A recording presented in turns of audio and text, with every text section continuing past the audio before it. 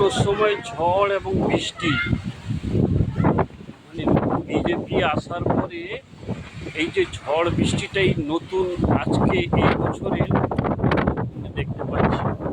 ঝড় এবং বৃষ্টি, প্রচুর ঝড় এবং আকাশের কালারটা দেখুন, আকাশের কালারটা দেখুন।